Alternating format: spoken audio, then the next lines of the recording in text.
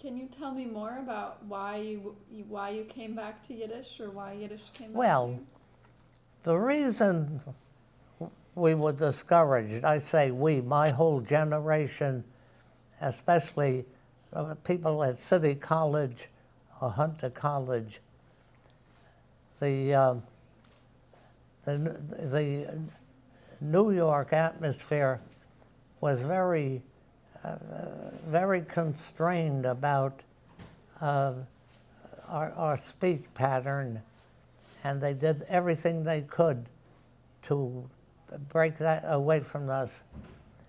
At the age of 70 or so, I could come back without any hesitation and readopt the Yiddish that I had let go for 50 years. You know, I think one of the things that happened was that, as Murray had indicated, Yiddish was not considered a language